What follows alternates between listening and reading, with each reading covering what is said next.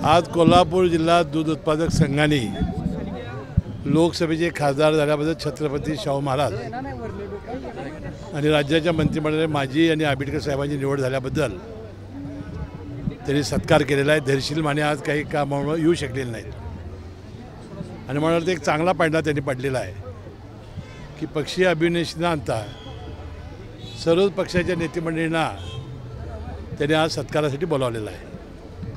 कर्जमाफीच्या बाबतीत महत्त्वाचं निश्चितपणे वक्तव्य केलं तुम्ही, पण महत्त्वाचं वक्तव्य केलं पुढच्या निवडणुकीपर्यंत मग वाट पाहावी लागेल असं नाही मी म्हटलं 5 वर्षाचा जाहीरनामा आहे।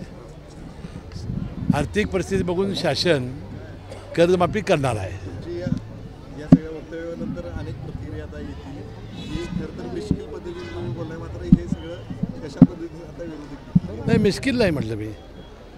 ज्या अर्थी बंटी पाटलांनी थोडी कळ काढल्याबद्दल मला तिकडे बोलावं लागलं, त्यामध्ये 5 वर्षाचा आपला जाहीरनामा असतो।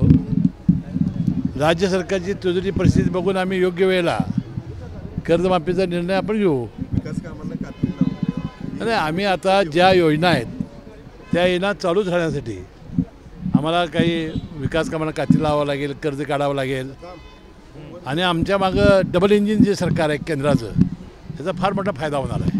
शरद पवार गटाची 2 दिवसाची बैठक मुंबईमध्ये नुकतीच पार पडली। या बैठकीमध्ये खरं तर शरद पवार गटाचे 2 प्रवाह असल्याचं माहिती समोर येते। सत्तेमध्ये सहभागी होण्याच्या संदर्भात नाही, मला त्याची काही माहिती नाही।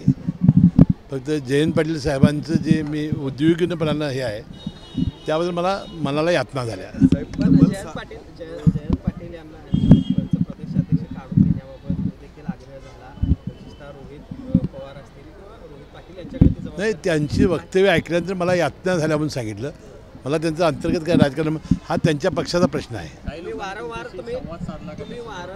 माझा काही संवाद कोणाशी झालेला नाही। काल जे वर्तमानपत्रात 2 दिवसाचं त्यांची जी बैठक होती त्याचं प्रसारमाध्यमांनी दिलं तेवढंच मी ऐकलेलं आहे।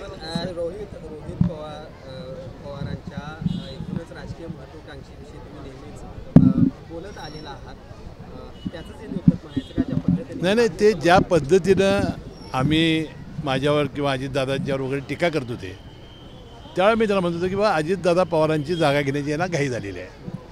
त्यानंतर निवडणुका झाल्या, आम्ही सत्तेवर आलो।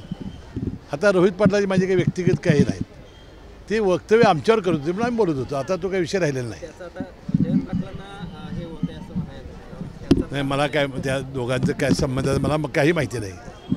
साहेब 6 महिन्यानंतर खरं तर विशाळगड पुन्हा आहे त्या ठिकाणी पर्यटकांसाठी खुला झाला आहे, मात्र आज निलेश राणे यांनी उरूस जो आहे त्या ठिकाणी विशाळगडावर होणार आहे तो मात्र होऊ देणार नाही अशा पद्धतीचे वक्तव्य केलं आहे।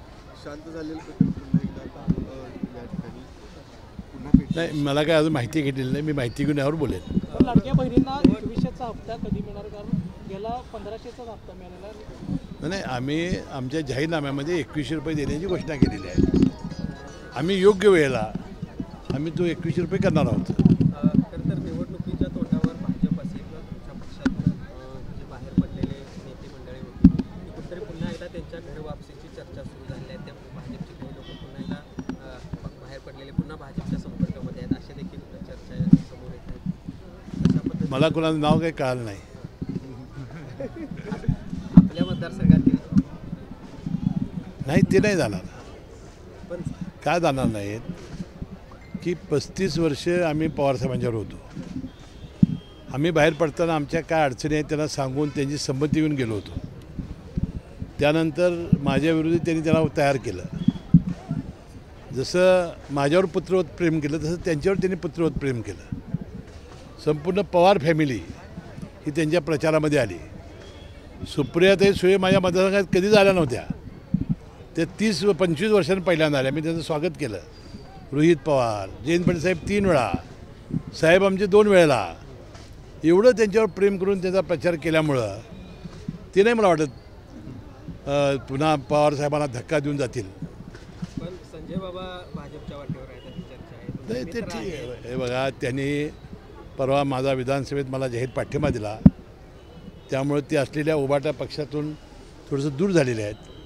त्यांना कुठल्या तरी एका पक्षाची आवश्यकता होती, त्यांनी राष्ट्रीय पक्ष निवडलेला दिसतोय। पण त्यांना माझ्या मनपूर्वक शुभेच्छा आहेत. तुमचे चांगले मित्र आहेत.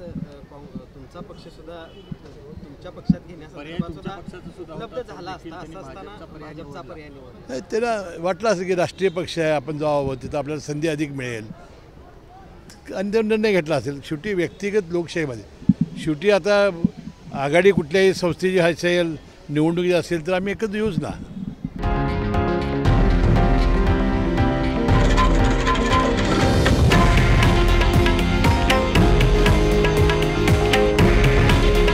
हे आहे देशातील नंबर 1 न्यूज नेटवर्क आणि आपण पाहत आहात TV9 मराठी.